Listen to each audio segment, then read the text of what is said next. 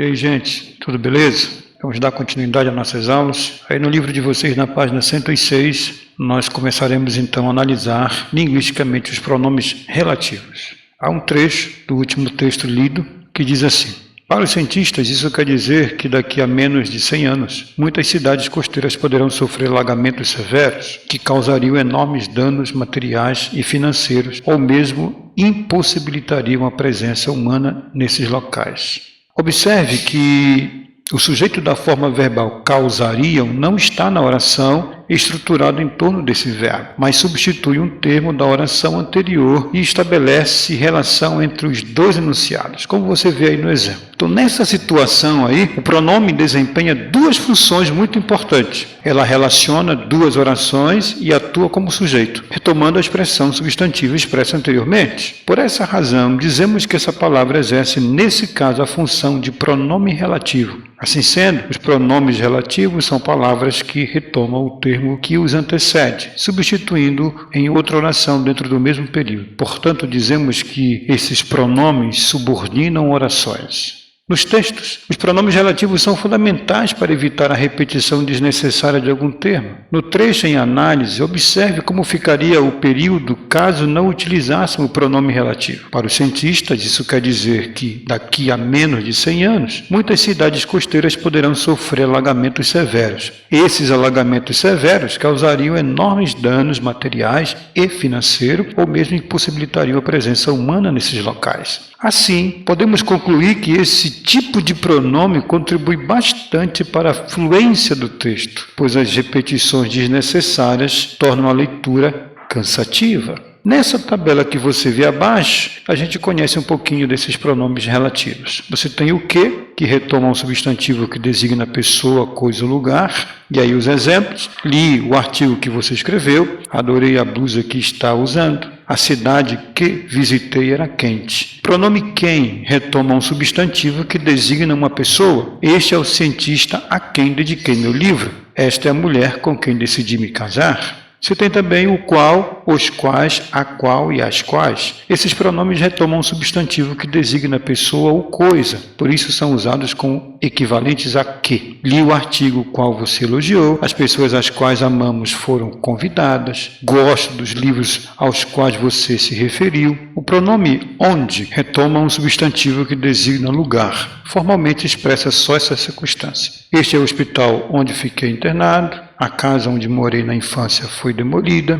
E o pronome cujo retoma um substantivo e expressa uma relação de posse. Aquela é a casa cujo telhado caiu. Tenho um amigo cuja imaginação é bem criativa. Na página 108, você tem aí o emprego dos pronomes relativos: que, onde e cujo.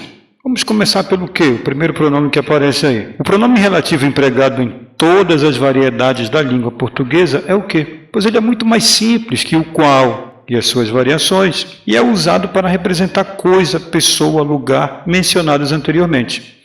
Fique com o computador que comprei, coisa. Foi ele que me convidou, pessoa. A cidade em que cresci mudou muito, lugar. Agora é preciso ter cuidado para não confundir a função do que. Como vimos no capítulo anterior, essa palavra pode funcionar também como conjunção integrante, introduzindo uma oração subordinada substantiva. Como pronome relativo, o que pode ser substituído por o qual e suas variações, o que não acontece quando desempenha a função de conjunção integrante. Observe. Ela não sabia que sua amiga de infância não a convidaria. Aqui é uma conjunção integrante. Está introduzindo uma oração subordinada substantiva objetiva direta. Não pode ser substituído por a qual. Ela foi convidada pela amiga que conhecia desde a infância.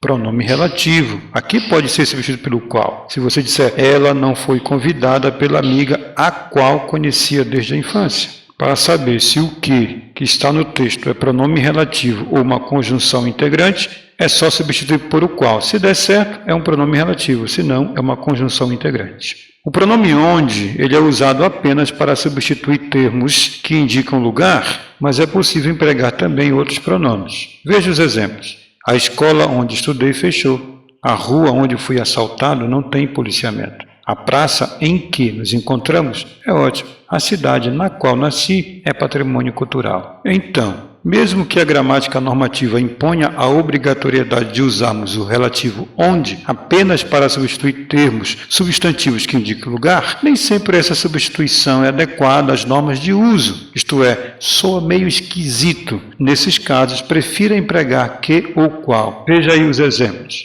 O país onde visitamos é incrível. A pessoa meio inadequada, né? O país que visitamos é incrível. Fica mais adequado. O pronome cujo e suas variações é utilizado para indicar uma relação de posse. Observe, não gosto daquele filme. O personagem principal daquele filme morre. Usando o pronome cujo, ficaria assim. Não gosto daquele filme cujo personagem principal morre. Adoro lugar cujo clima é frio. Adoro lugares cujos moradores são simpáticos. Comprei uma casa cujas instalações elétricas estão um caos. Resumindo, pronome que é o termo que relaciona duas orações atuando como sujeito, evitando a repetição desnecessária de alguns termos. Nós temos o pronome que, quem, o qual e suas variações, a qual e suas variações, pronome onde, pronome cujo. Lembrando que é usado para coisa, pessoa e lugar. Pronome onde usa-se basicamente para indicar lugar e o pronome cujo indica posse. Qualquer pergunta, procure as redes sociais que o CEP está disponibilizando para você. E aí faça a sua pergunta, faça seu comentário e a gente, na medida do possível, vai respondendo os questionamentos de vocês. Um abraço carinhoso, fique com Deus. Tchau.